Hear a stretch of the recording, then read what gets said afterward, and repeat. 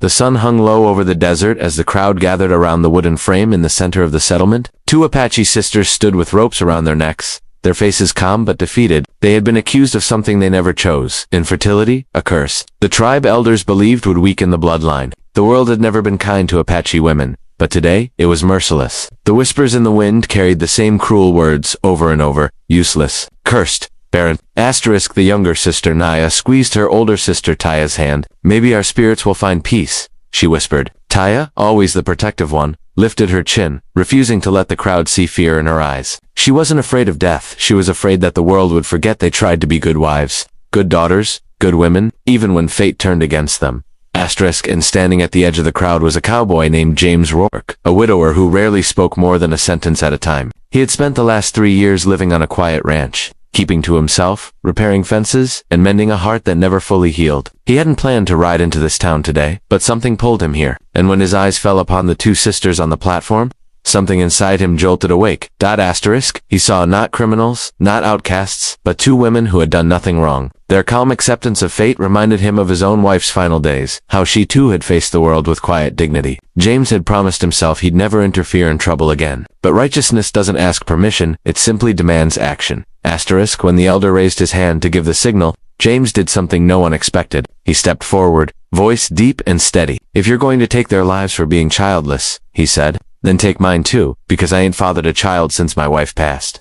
Asterisk, the crowd murmured, unsure how to react. The elders glared at him, but James didn't flinch. Or, he continued, you can release them to me. I'll give them shelter, food, a home. They won't be a burden to your tribe.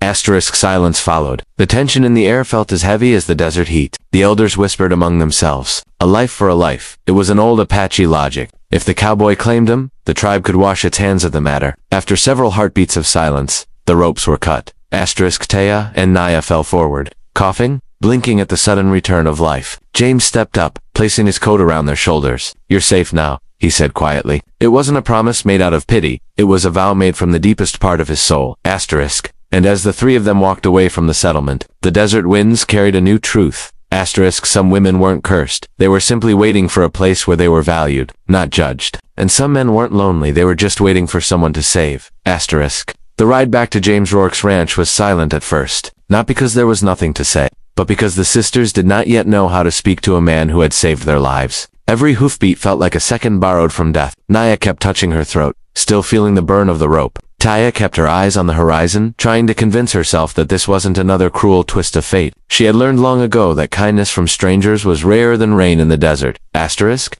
James said nothing about what happened. He didn't want to overwhelm them, didn't want to ask questions they weren't ready to answer. The ranch slowly came into view, a lonely wooden house standing beside endless golden fields. It wasn't grand, but it was honest. It looked like the kind of place where broken things could finally rest.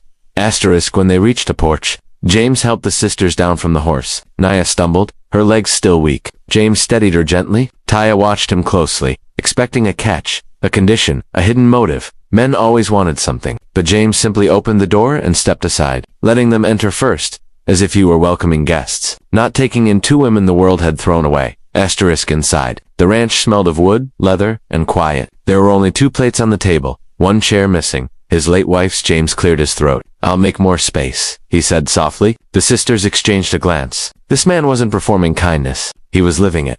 Asterisk, that night, as the desert wind whispered against the windows, James built a fire and handed them bowls of warm stew. The sisters ate slowly, unsure when they last had a full meal. Naya's hands trembled around the spoon. Taya watched James with guarded eyes. Why did you do it? She finally asked, voice low but steady. Why save us? Asterisk. James took a moment before answering. Because no one deserves to hang for something they can't control, he said, and because I know what it feels like to lose someone without a chance to fight for them. Asterisk. His words softened something inside Taya, a part of her that had been hardened by years of judgment and whispers. Naya wiped her tears quietly, the kind that come only when the body finally feels safe enough to cry. Asterisk. As the night deepened, James set blankets for them near the fire and moved to sleep in the barn, giving them the house without hesitation. But before he stepped outside, Taya called out softly, James, no one has ever fought for us before. Asterisk. He paused, looking at them with gentle eyes. Then it's time someone did. Asterisk. Out in the barn, James lay awake, staring at the rafters, wondering what kind of life he had just stepped into. Inside the house, Taya and Naya whispered to each other, realizing that for the first time in years, the fear of tomorrow didn't suffocate them. They weren't sure what the coming days held, But one thing was certain. Fate had taken them to the edge of death, and given them a man who refused to let them fall. Asterisk, asterisk, as the sun dipped low behind the rugged Arizona mesas, the sky turned a soft blend of gold and rose, one of those evenings that made the desert look like a painting touched by heaven. Inside the small wooden ranch house, the warm glow of the fireplace washed over everyone, giving the room a peaceful amber shine. Asterisk, Caleb sat at the table, sharpening an old hunting knife. Not for use, but because it reminded him of home. His movements were slow, thoughtful. Across the room, the two young Apache brides Naeli and Epona sat near the fire, weaving soft strands of yucca fiber into small baskets. Their hands were graceful, steady, shaped by years of tradition. But tonight, there was a tension beneath their calm. A sudden gust of cold wind rattled the windows. Naeli looked up. "He is coming," she whispered, her voice fragile. Asterisk, Caleb paused. "Who's coming?" Asterisk, before they could answer, hoofbeats thundered outside. 6, maybe 7 horses, coming fast. Caleb's blood ran cold. He stood, moved slowly to the window, and peeked out.